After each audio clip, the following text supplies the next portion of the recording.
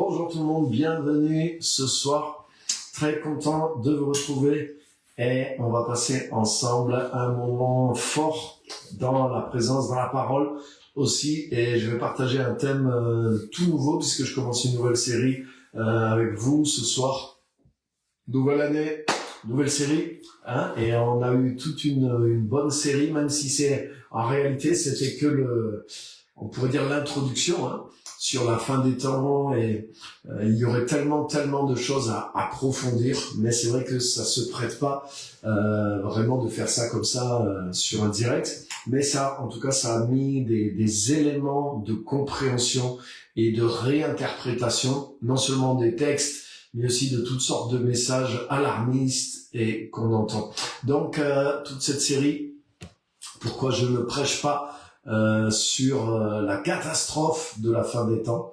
Elle va se retrouver bientôt sur la chaîne YouTube.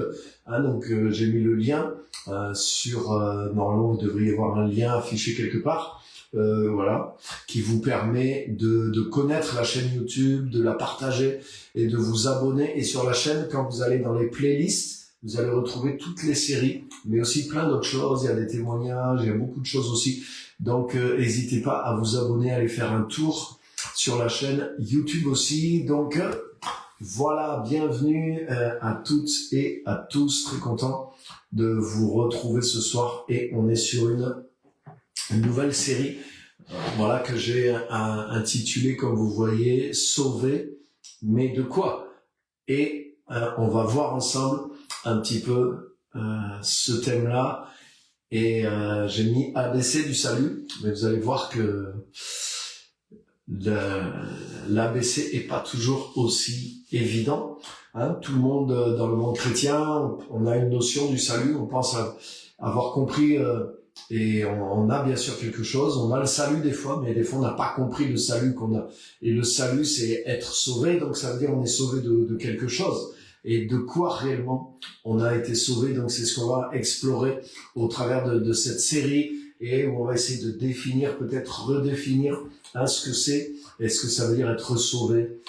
Nous qui avons un peu cette habitude de dire ça, voilà, tu as été sauvé, tu es sauvé.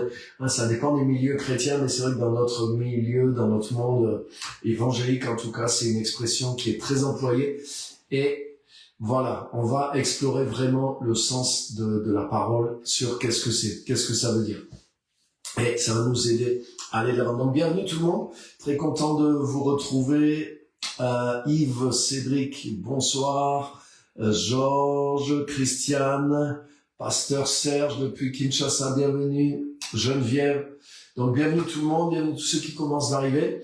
Et n'hésitez pas à partager directement sur votre propre page, comme ça vos amis vont voir que vous êtes en direct et ils peuvent nous suivre et vivre le direct aussi, c'est beaucoup plus sympa. N'hésitez pas à mettre des commentaires aussi quand j'ai fini de piailler. Je regarde les commentaires et je peux répondre à vos questions ou citer vos remarques et vos propositions, les choses que vous ajoutez aussi, que vous partagez. Donc voilà, n'hésitez pas à mettre des commentaires, poser des questions, faire des remarques, ajouter quelque chose et on enrichit, ça permet d'être ensemble aussi, d'être vraiment connectés. Pasteur Simone aussi, super, bienvenue. Donc voilà, bienvenue à tous. Donc le thème d'aujourd'hui c'est sauver, en tout cas c'est le début de la série, sauver, mais sauver de quoi? Et on va donc explorer, définir, redéfinir ce que c'est le salut. On a l'expression qui est vraiment très employée. Donc, c'est quoi le salut? Donc, voilà, bienvenue à tous et meilleurs vœux, effectivement, à tous ceux que j'ai pas vus aussi. Florence nous souhaite ses meilleurs vœux, merci Florence. Et meilleurs vœux vraiment à tous. Jérémy, bienvenue.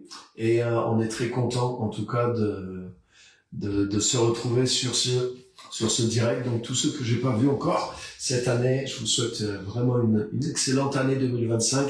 Et déjà on est vivant, on a commencé l'année étant vivant, en ayant le Seigneur. Donc c'est une année pour nous d'espérance, il y a des choses qui sont devant nous et qu'on va voir et qu'on va conquérir. Et bien sûr, il y a une manière de se positionner et d'agir pour que ça s'accomplisse. Donc, c'est pas le thème d'aujourd'hui. Le thème d'aujourd'hui, c'est en réalité, sur le salut. On est sauvé. Ah oui, les chrétiens, on est sauvés. Est-ce que t'es sauvé? T'es pas sauvé? Lui, il est sauvé. Il est pas sauvé. Mais on est sauvé de quoi? Être sauvé, ça veut dire qu'on est sauvé de quelque chose. On est sauvé d'un péril, d'un danger. Et Jésus est le sauveur. Amen. Mais de quoi réellement Jésus nous a sauvés? De quoi il est venu nous sauver? Et c'est ce qu'on va voir au travers de cette nouvelle série. Donc je voudrais lire le verset le plus connu, peut-être de toute la Bible. En tout cas, dans nos milieux, c'est le verset le plus connu. Certains ont dit c'est tout l'évangile dans un seul verset. Et donc c'est un verset que vous connaissez forcément, c'est Jean chapitre 3, verset 16. Donc je vais vous le lire en français courant, mais il n'y a pas pratiquement aucune différence avec les autres versions. Donc Jean 3, 16, il est dit ceci: car Dieu a tellement aimé le monde qu'il a donné son Fils unique, afin que toute personne qui croit en lui ne périsse pas, mais qu'elle ait la vie éternelle. Dieu n'a pas envoyé son Fils dans le monde pour juger le monde, mais pour que le monde soit sauvé par lui. Donc, on est bien d'accord. Là, il est question de sauver pour que le monde soit sauvé par lui. Donc, bienvenue à tous ceux qui arrivent, qui nous rejoignent. Et n'hésitez pas à partager le direct. Comme ça, vos amis vont pouvoir nous rejoindre et pouvoir profiter aussi du message. Et c'est un message qui va faire du bien à tous ceux qui vont l'entendre. Donc, soyez les bienvenus. Et sur cette nouvelle série, premier message de cette nouvelle série, sauvé, mais de quoi? On est sauvé en Jésus-Christ. Jésus est venu apporter le salut. Jésus est le sauveur. Mais de quoi est-ce qu'il nous sauve? Et là, on vient de voir le verset le plus connu sur le thème du salut, qui est Jean 3,16, et je le relis: car Dieu a tellement aimé le monde qu'il a donné son Fils unique, afin que toute personne qui croit en lui ne périsse pas, mais qu'il ait la vie éternelle. Dieu n'a pas envoyé son Fils dans le monde pour juger le monde, mais pour que le monde soit sauvé par lui. Amen.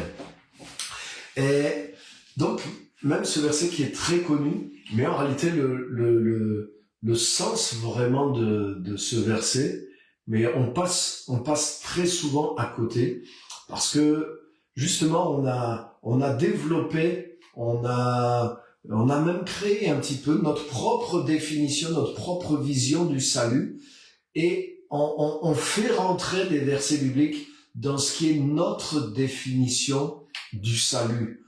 Au lieu de chercher qu'est-ce que la parole elle-même, elle enseigne vraiment, et qu'est-ce que veut dire les mots qui sont dans la parole de Dieu.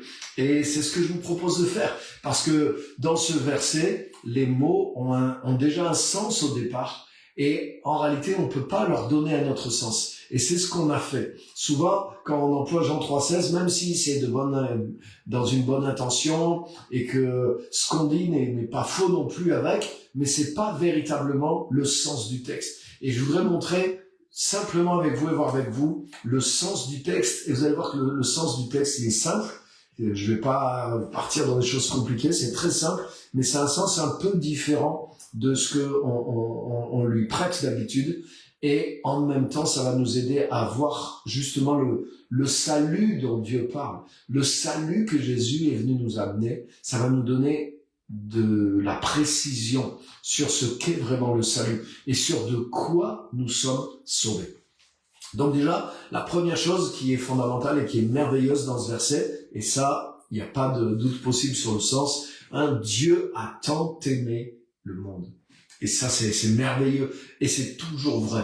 Ça veut dire que la motivation qui est derrière tout l'évangile, la motivation qui est derrière la croix, la motivation qui est derrière la venue de Jésus, derrière tout ce qu'on fait, derrière tout ce message, l'Église, le rôle de l'Église, le service des chrétiens, etc. Tout ce qui est derrière, la motivation qui est derrière, c'est l'amour de Dieu. Et cet amour est grand. Cet amour est tellement grand.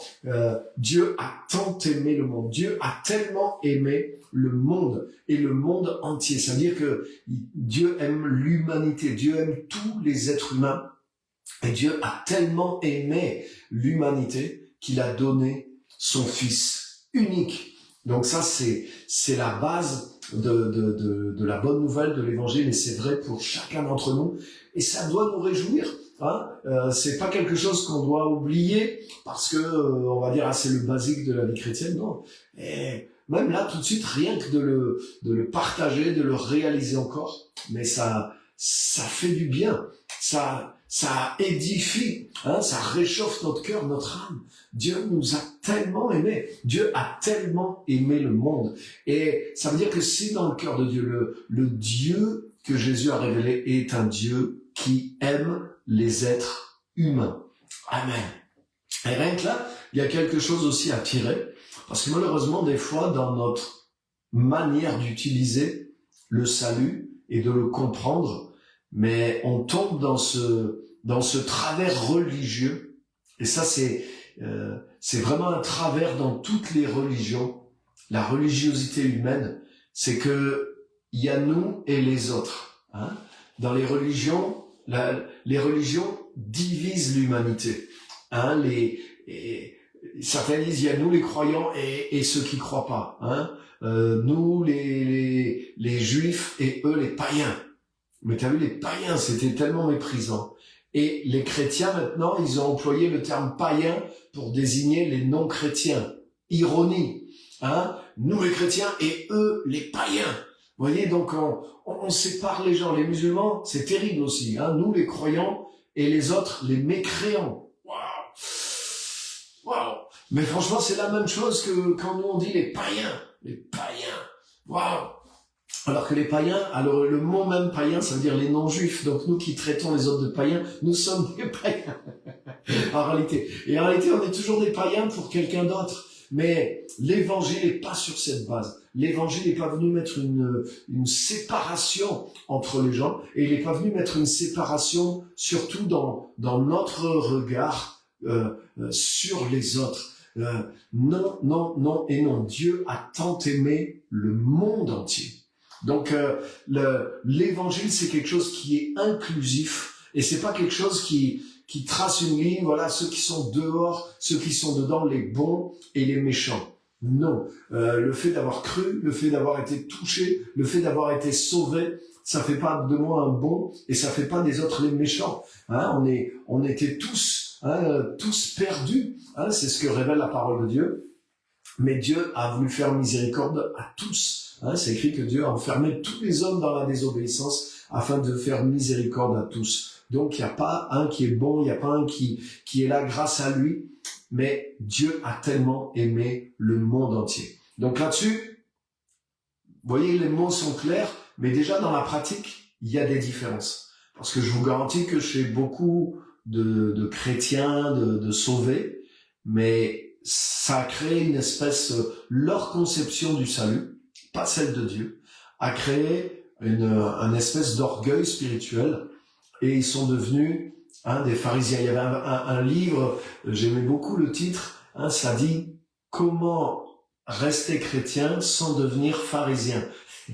Et franchement, c'est tout à fait vrai, parce que des fois, à force d'être chrétien, on devient pharisien. Et vous savez, pharisien, ça veut dire ceux qui sont séparés des autres. Nous, on n'est plus comme les autres. Comme dans la parabole où Jésus dit 2 hommes montèrent prier au temple, et l'un d'entre eux, c'est un pharisien, et en priant, il disait « Seigneur, je te remercie que je ne suis pas comme le reste des autres. Moi, je jeûne 2 fois par semaine, je ne commets pas l'adultère, je donne ma dîme, et je suis pas comme l'autre qui est assis devant là, ce publicain, collecteur d'impôts, malhonnête. » Et je te remercie de ce que moi, je crois et je suis séparé. Ah. Et l'autre, le publicain en question qui était devant lui, Jésus dit qu'il était au temple, mais il n'osait même pas lever la tête vers le ciel et il se frappait la poitrine et il disait, Seigneur, sois apaisé envers moi, parce que je suis un pécheur, je suis pas une bonne personne. Et Jésus dit que c'est celui-là qui retourna chez lui en étant justifié, et pas le premier, parce que quiconque s'abaisse sera élevé, et quiconque s'élève sera abaissé. Donc ça veut dire quoi? Ça veut dire que si le fait d'être sauvé, je pense que je suis devenu quelque part un peu meilleur que le reste du monde, je suis peut-être plus perdu que je le pense. Parce que Jésus dit que celui qui a été justifié, c'est pas celui qui se sentait sauvé.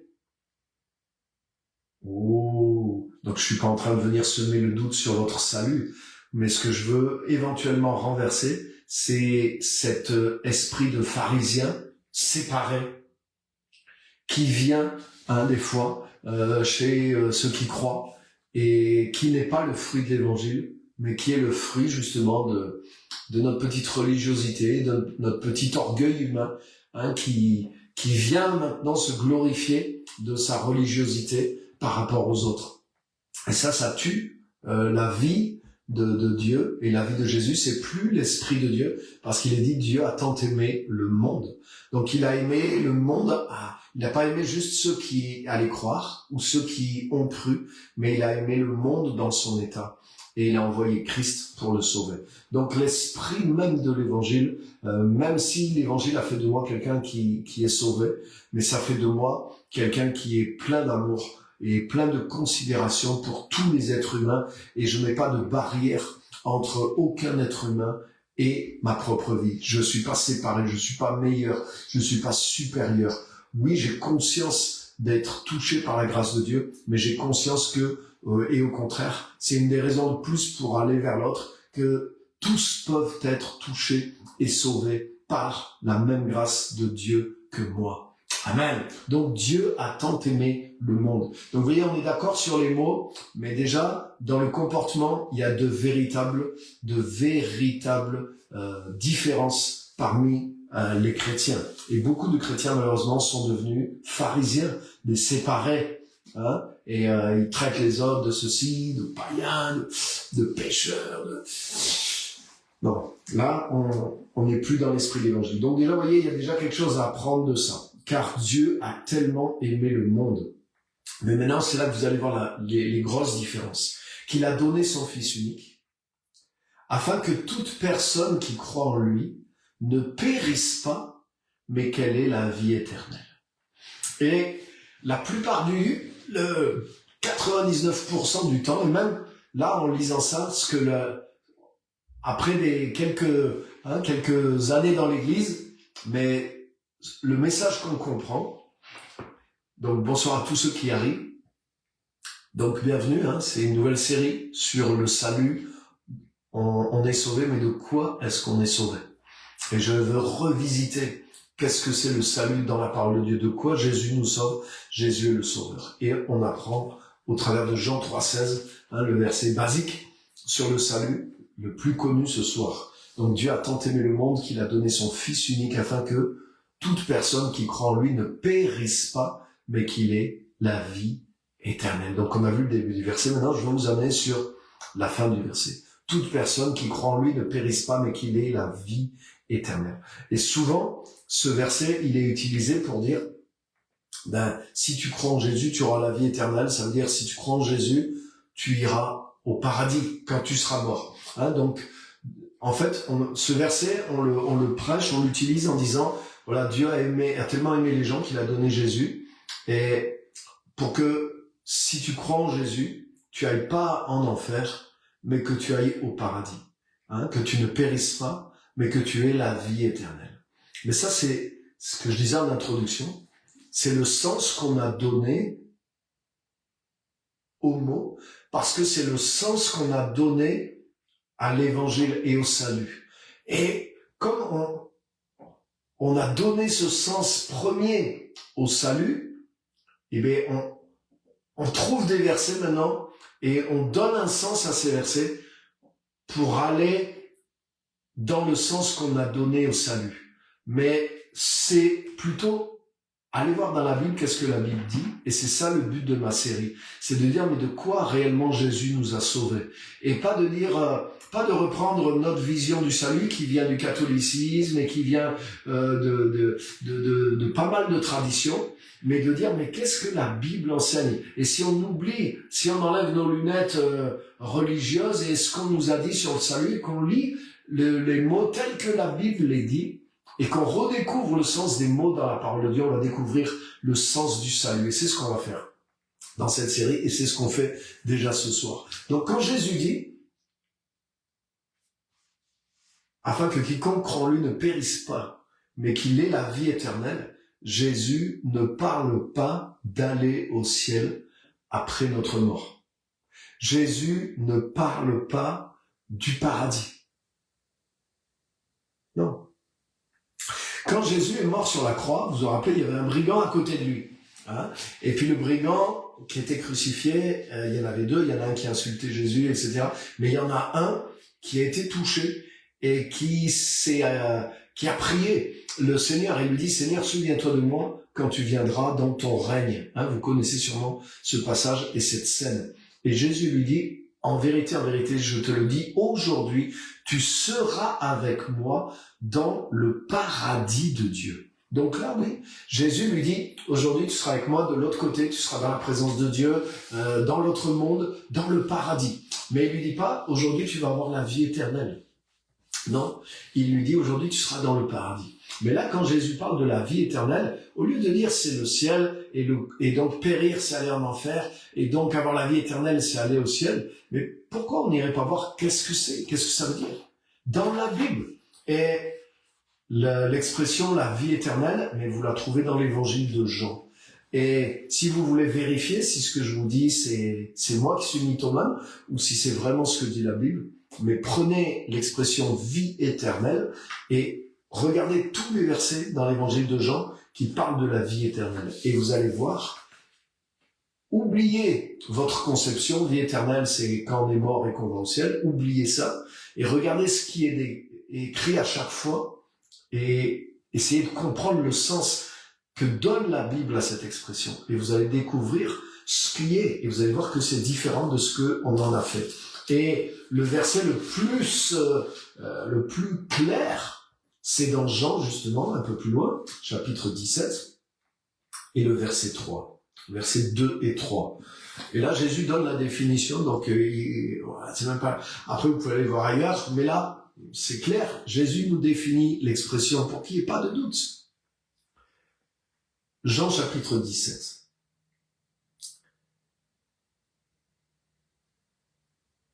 Verset 2. Même verset 1er, allez, on y va. On se fait toute l'histoire. Hein, c'est la prière de Jésus avant qu'il quitte la terre. C'est les derniers moments de Jésus avec ses disciples.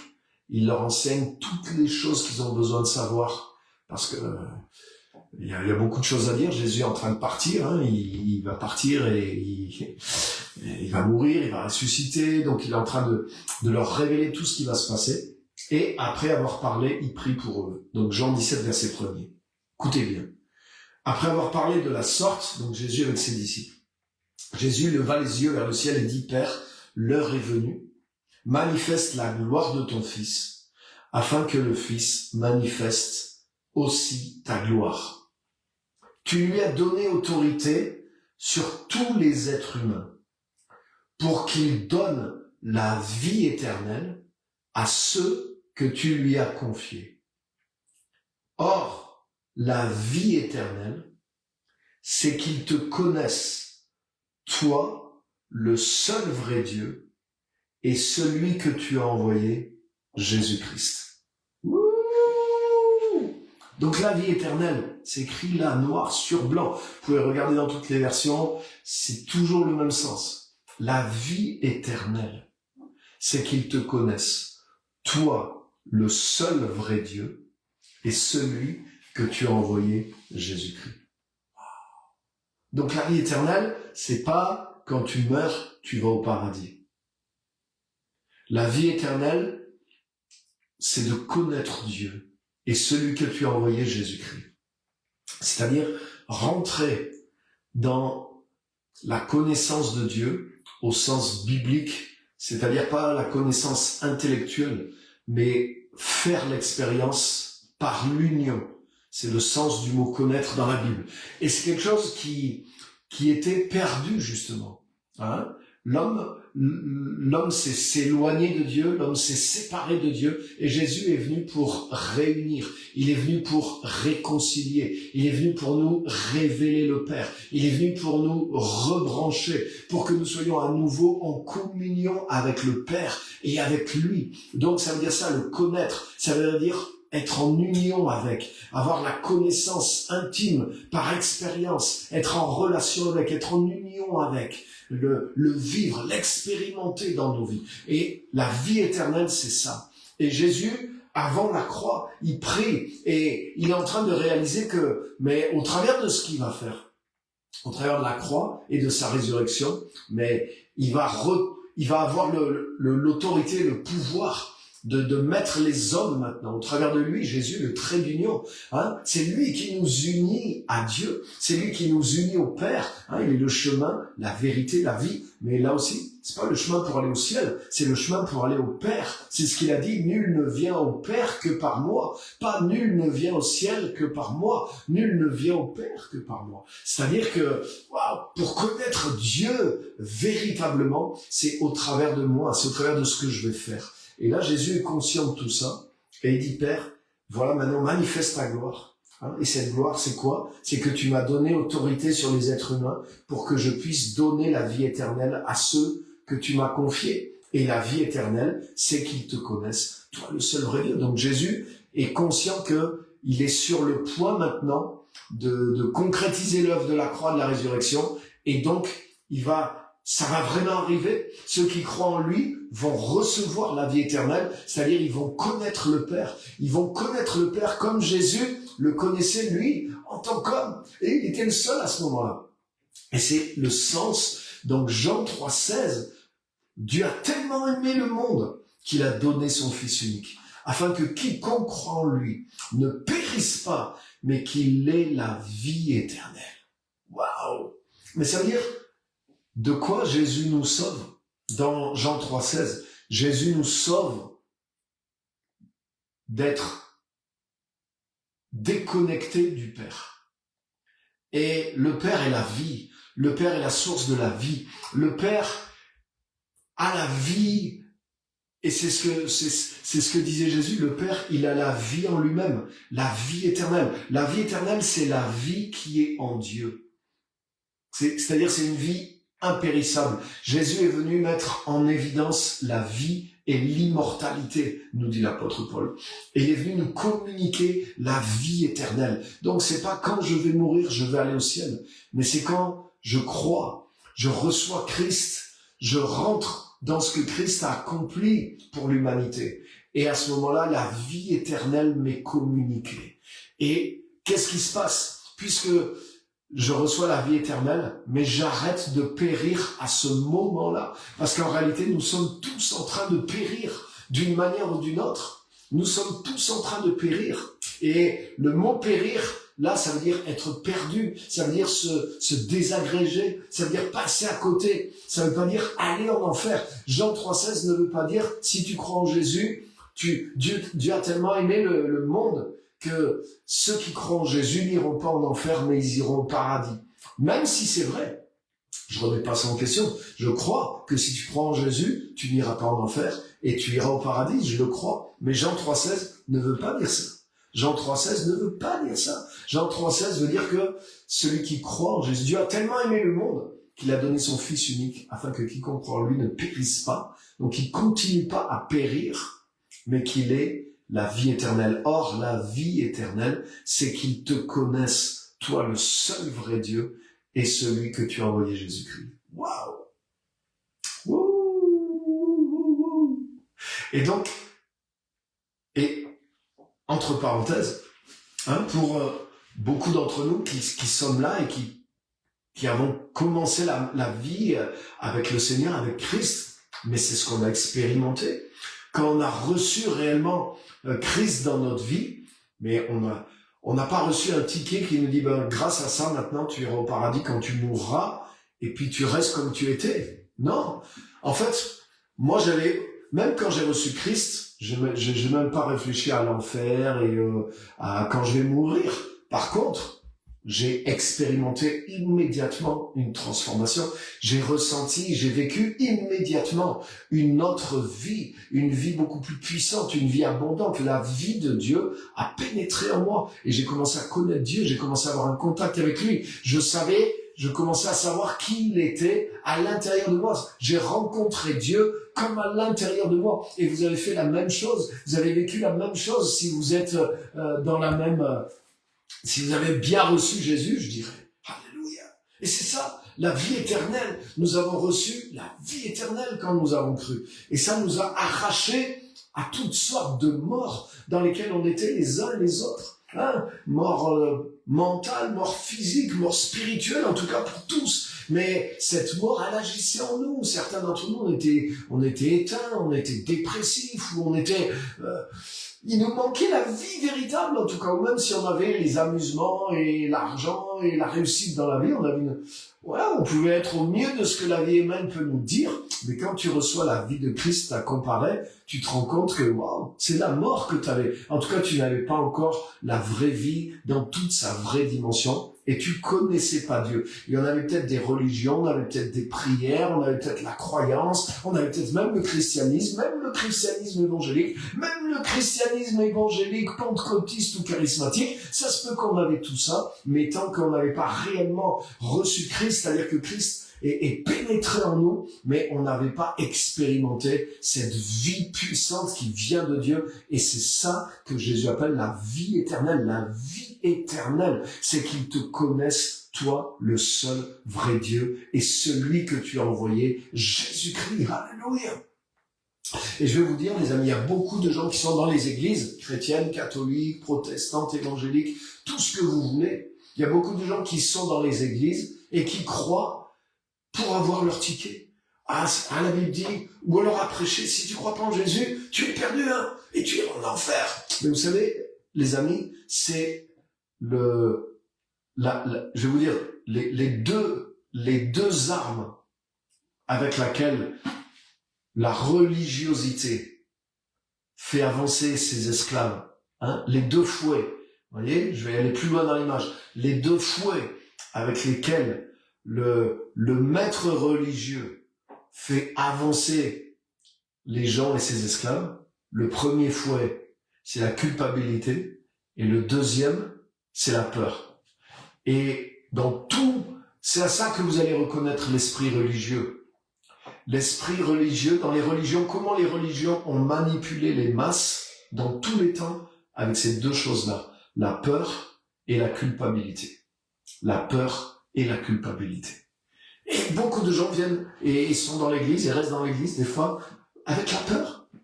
J'ai la peur de l'enfer. Si je crois pas en Jésus, Dieu a... Donc là, c'est même pas Dieu a tellement aimé le monde, le moteur, le leitmotiv qui est derrière. En fait, c'est moi. J'ai peur pour moi. Donc, si je crois en Jésus, j'irai au ciel. Alors, je vais croire en Jésus. Mais par contre, si je crois en Jésus, je peux plus faire ça. Et oui, mais bon, si je continue à le faire, j'irai pas au ciel. Alors, qu'est-ce que je fais? Je vais croire en Jésus, mais je vais voir jusqu'où, quand même, je peux continuer à faire certaines choses sans perdre, quand même, mon ticket pour le salut. Vous voyez? Et j'en vois des chrétiens, entre guillemets, des gens qui pensent être chrétiens, et qui sont comme ça. Et ils viennent me voir, pasteur, est-ce que ça c'est un péché, pasteur, est-ce que ça c'est un péché, pasteur, est-ce que ça c'est un péché, et ça c'est un péché, et si je fais ça, oui je suis marié, mais si je pratique tel truc dans la sexualité, c'est un péché ou c'est pas un péché? Donc des fois j'entends des questions comme ça, je dis écoute, la question que tu me poses, je n'ai pas la réponse qui m'intéresse, mais la question que tu me poses révèle qu'il y a quelque chose qui ne va pas dans ta conception du salut et de la vie chrétienne. Tu es pas dans le bon truc. Tu es pas dans le bon truc. Donc quand tu reçois la vie éternelle, mais t'as trouvé le trésor, t'as trouvé le plus grand plaisir, t'as trouvé la plus grande des joies, t'as trouvé quelque chose. Waouh!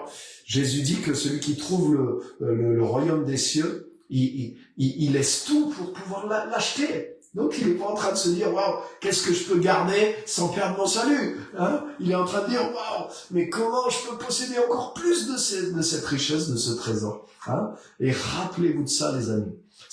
Le maître d'esclaves dans la religion, comment il fait avancer ses fidèles, ses ouailles. C'est horrible ces expressions, mais c'est avec la peur et la culpabilité. Et je vous garantis que des fois, même dans nos églises, c'est ce qui se passe. Des fois, les chrétiens sont fouettés à coups de peur et de culpabilité parce que, mais ils n'ont pas la vie éternelle. Ouais, exactement. Si les gens ont la vie éternelle, mais ils ont une motivation interne, t'as pas besoin de les fouetter pour qu'ils avancent. C'est eux qui veulent avancer. Et tout ce que tu vas amener qui leur permet de grandir, mais ils vont être reconnaissants et ils vont vouloir avancer. Donc bien sûr, il y a des choses, il y a des challenges, il y a des difficultés. Hein. Je suis pasteur depuis plusieurs décennies maintenant, donc j'ai rencontré toutes sortes de cas. Mais la réalité, c'est ça. C'est ça. Moi, personne m'a dit... j'ai une motivation depuis 40 ans que j'ai rencontré le Seigneur et que je suis rentré, et que cette vie est rentrée dans ma vie. Mais le feu, la motivation de le connaître et d'aller est toujours là dans mon cœur, toujours là, toujours là, toujours là.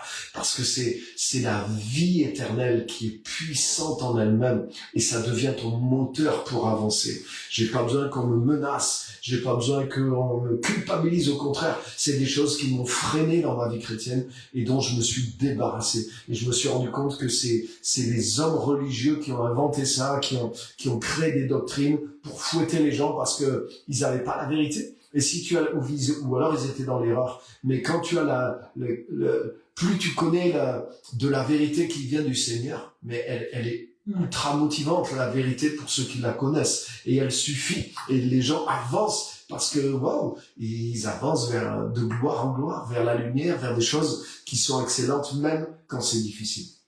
Donc, vous voyez, Jean 3,16, ça veut pas dire Jésus, si tu acceptes Jésus, tu iras pas en enfer, mais tu iras au paradis. Ça veut pas dire ça. Ça veut pas dire ça. Même si ça, c'est vrai aussi. Mais Jean 3,16 ne veut pas dire ça. Jean 3,16 veut dire que, mais c'est puissant. Parce que ça veut dire que, regarde, l'amour de Dieu, Dieu a tellement aimé le monde qu'il a donné son Fils unique pour que quiconque croit en lui ne périsse pas, mais qu'il ait la vie éternelle. Donc ça veut dire que, et la vie éternelle, c'est connaître Dieu. Wow. Rentrer dans une relation, une communion vivante avec lui. Donc si ça veut dire que, pas si, puisque maintenant on voit que Jean 3,16, ça veut dire Dieu nous a tellement aimés, il a tellement aimé les êtres humains, qu'il a envoyé son Fils, il l'a donné, mais il l'a donné par la mort et par la résurrection. Jésus a souffert la croix, il est passé par une vie humaine, mais il est passé par la mort de la croix. Et la résurrection, bien sûr, gloire à Dieu. Mais il est passé au travers de tout ça pour qu'on ait la vie éternelle, c'est-à-dire pour qu'on puisse connaître le Père. Donc ça veut dire que dans cette communion, dans ce don merveilleux de connaître le Père, mais ça veut dire qu'il y a une valeur incroyable. Il y a une valeur incroyable. Si la plus grande des valeurs, c'était aller au ciel après sa mort, mais c'est ce qui serait marqué dans ce verset. Dieu a tellement aimé le monde qu'il a donné son Fils unique pour que celui qui croit en lui, il aille au ciel après sa mort. Parce que ce serait le plus grand don que Dieu veut faire à l'humanité. Mais c'est pas ça qui est marqué dans ce verset. Ce qui est marqué dans ce verset, c'est que la chose la plus précieuse pour Dieu, c'est que tu puisses le connaître. Alléluia. Alléluia.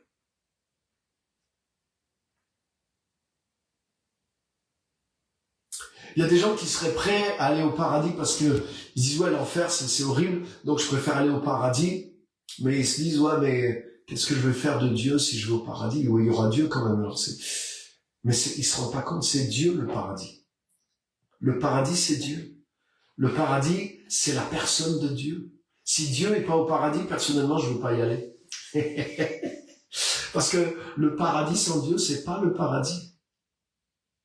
Et voyez, le fait de connaître vraiment la vie éternelle, mais ça change notre raisonnement. Le fait de comprendre ce qu'est vraiment le salut et de l'expérimenter, mais ça change tout. Et c'est pour ça que la base sur laquelle on est parti dans la vie chrétienne, elle est puissante.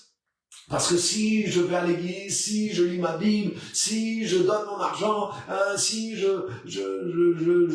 me retiens du mal, j'essaie de vivre une vie droite, une vie correcte, j'essaie d'être un bon chrétien juste à cause de la peur de la punition de l'enfer. Mais c'est terrible. Je suis passé à côté de l'essentiel. C'est mieux que faire le mal, c'est mieux que de... Bien sûr, je suis d'accord, c'est mieux que pas croire, c'est mieux que... C'est vrai, mais c'est la misère.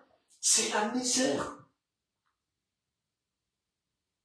Non, le cœur même de ce que Dieu veut faire, c'est nous amener à lui, c'est nous amener en lui. Alléluia. Et les amis, je vais le développer aussi dans les prochaines sessions. Mais une des choses clés qui nous a, excusez-moi l'expression, mais qui nous a foutu dedans, c'est-à-dire qui nous a mis ce mauvais départ de l'évangile et du salut, mais c'est que on est parti dans le ça remonte à loin, ça remonte dans les premiers pas les tout premiers, mais au bout de quelques siècles dans l'église, mais il y a eu vraiment cette notion de l'évangile et de Dieu comme si en tout premier Dieu est le juge, et comme si l'évangile c'est une question judiciaire, comme une sorte de tribunal. Et du coup, waouh, il y a comme une espèce de jugement qui est là, et du coup pour échapper à ce jugement, Jésus vient et il nous empêche d'échapper à ce jugement. Donc on dirait que avant tout, l'évangile est une question judiciaire, et sans Jésus, ton casier judiciaire est chargé, et donc tu peux pas aller au ciel. Et avec Jésus, ton casier judiciaire est nettoyé, et là tu peux aller au ciel. Donc vous voyez, cette conception de l'évangile, c'est une conception judiciaire de Dieu. C'est une conception, le premier rapport que tu as avec Dieu, c'est comme si Dieu c'est un tribunal, c'est un juge. Mais là, ce qu'on voit dans Jean 3,16, c'est pas du tout ça. Dieu a tant aimé le monde. C'est pas écrit Dieu était tellement juste et rigoureux, mais en même temps bon, qu'il a dressé un tribunal et qu'il a envoyé Jésus pour nous éviter la peine capitale. C'est pas ça qui est écrit. Dieu a tellement aimé le monde qu'il a envoyé son Fils unique. Déjà, c'est ses propres entrailles, son Fils unique. On voit l'amour, on voit la relation. Et pourquoi ce Dieu, il a fait ça? Ce Dieu qui aime le monde entier, il a fait ça pourquoi? Pour qu'on périsse pas maintenant. Et qu'on ait la vie éternelle. C'est-à-dire qu'on ait maintenant la vie dans la relation avec lui. Mais qu'on ait la relation avec lui. Donc la première chose qu'on voit dans ce verset, ce que Dieu nous montre, c'est pas un tribunal, c'est pas une affaire judiciaire, c'est pas un casier judiciaire, c'est pas une cour, mais c'est un Père qui nous aime et qui veut nous ramener dans la relation avec lui. C'est ce qu'on trouve dans Luc 15, la parabole qu'on appelle la parabole du fils prodigue. Alléluia. Le Père, dès que le fils revient à la maison et revient dans ses bras et dans la relation avec lui, il dit mon fils que voici était mort et il est revenu à la vie. Vous voyez? Il était mort. Autrement dit, il était en train de périr. Il dit pas mon fils que voici, s'il change pas, il ira en enfer. Et s'il change et qu'il fait ses preuves pendant des années, peut-être un jour il ira au paradis où il aura ma considération. Non. Il l'a pris dans ses bras, il l'a embrassé, il l'a remis en tant que fils. Vous connaissez l'histoire, la robe blanche, il le justifie, etc., etc. Il lui fait un repas, il revient dans la maison, dans la relation avec lui. Mon fils que voici était mort, mais il est revenu à la vie. Autrement dit, le cœur de l'évangile et le cœur du salut, c'est pas une histoire judiciaire, c'est pas une cour de justice, c'est pas un tribunal, c'est pas la cour d'assises, c'est pas la police, c'est pas les juges, c'est pas les avocats, mais c'est revenir dans la relation avec un Dieu qui est un Dieu de relation lui-même et un Dieu d'amour. Dieu a tellement aimé qu'il a sacrifié son propre fils. La relation dans laquelle il a sacrifié la relation pour un temps, pour que nous tous on rentre dans le même niveau de relation avec lui. Mais c'est exactement ça qu'il a fait. Vous voyez? Donc là, ça nous montre une autre image de Dieu, une autre raison du salut. Et en réalité, on voit que dans Jean 3,16, c'est pas de l'enfer qu'on est sauvé. On n'est pas sauvé non plus de quelque chose qui arrive après. Ça aussi.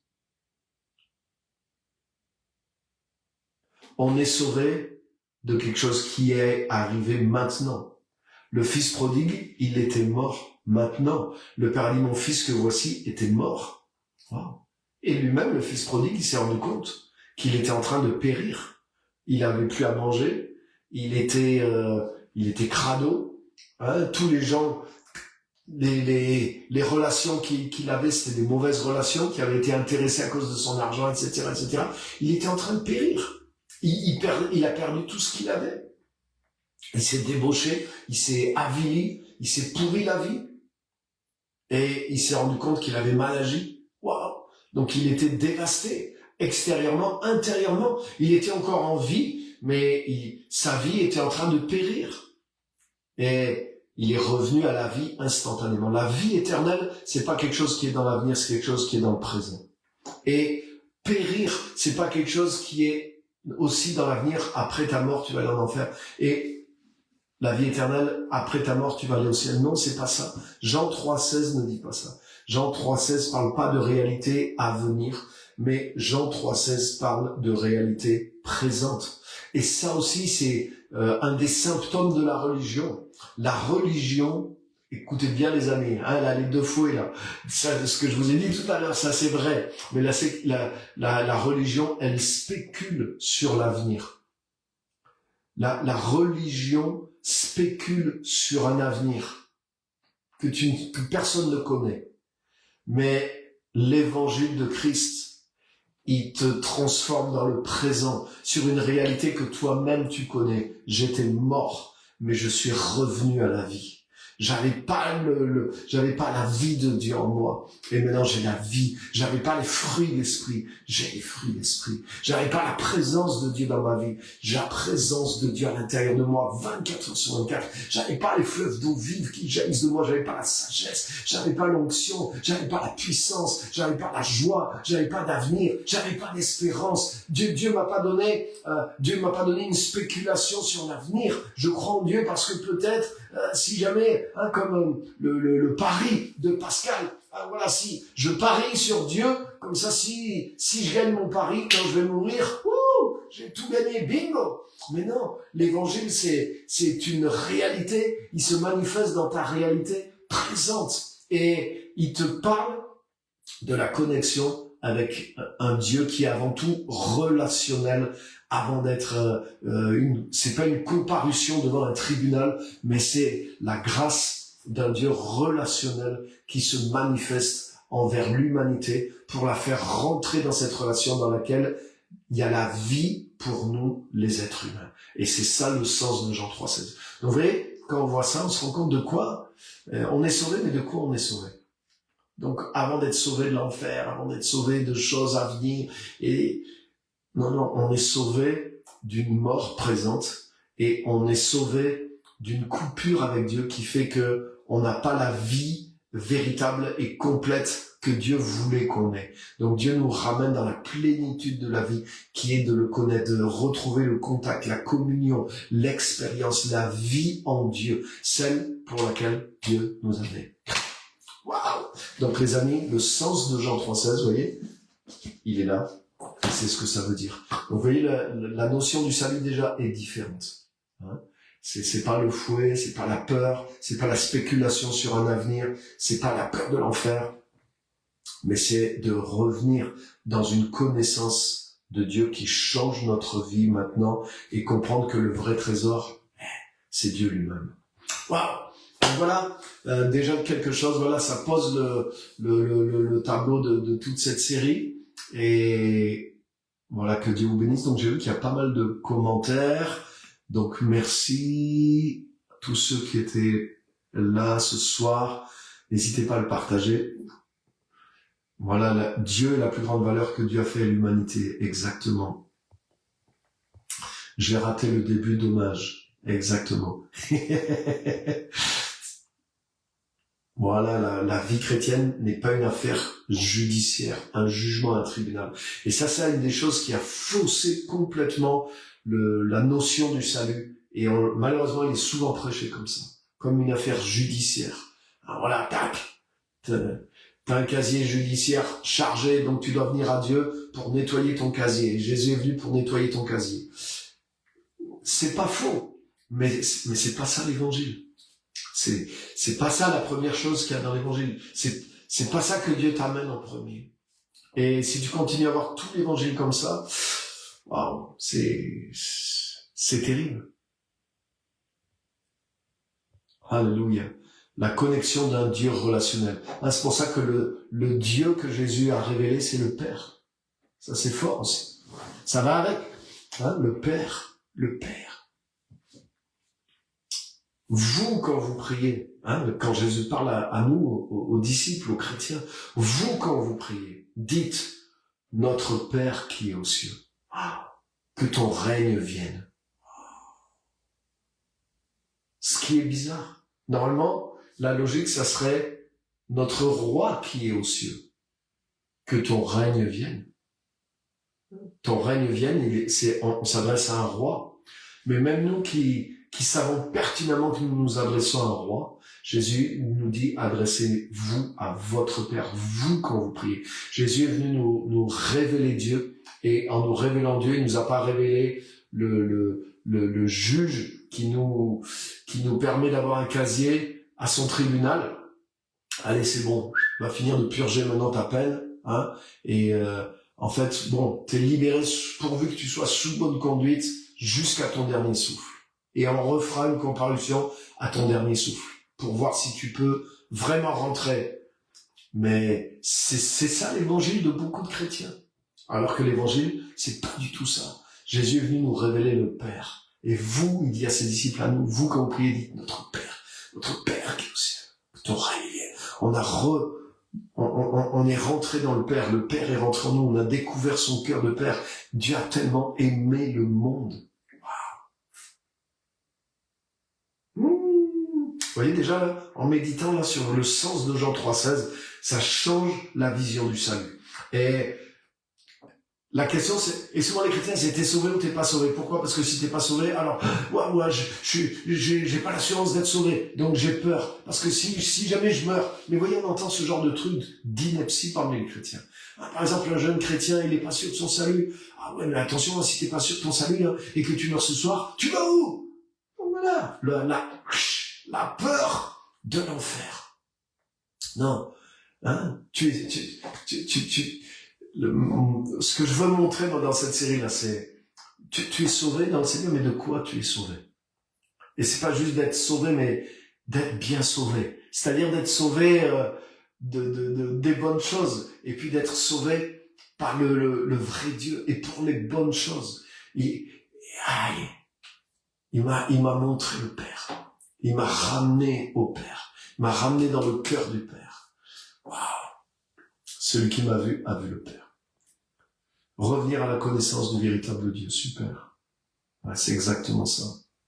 La peur et la culpabilité, les deux fouets de la religion. Et ça, c'est réel. Et vous savez quoi? Ne les utilisez pas contre vous-même aussi. Parce que des fois, on nous a...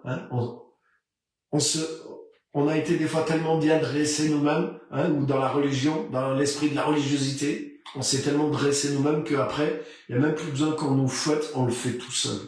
On se culpabilise et on se crée de la peur. Et on avance, on se motive même dans la vie des fois pour faire des choses dans la vie chrétienne avec la culpabilité et la peur. Non, non, non et non les amis.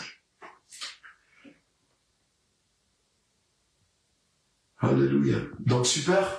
Eh ben merci à tous, merci d'avoir été là. d'avoir été nombreux. Merci de partager. Et on se retrouve la semaine prochaine à la même heure, 18h30, pour la suite de cette nouvelle série. Sauver, mais de quoi? Et on va redéfinir, on va faire l'ABC du salut. Alléluia. Alléluia. Donc, que Dieu vous bénisse. Merci d'avoir été là et à la semaine prochaine. Bonne fin de soirée, bon week-end à tous.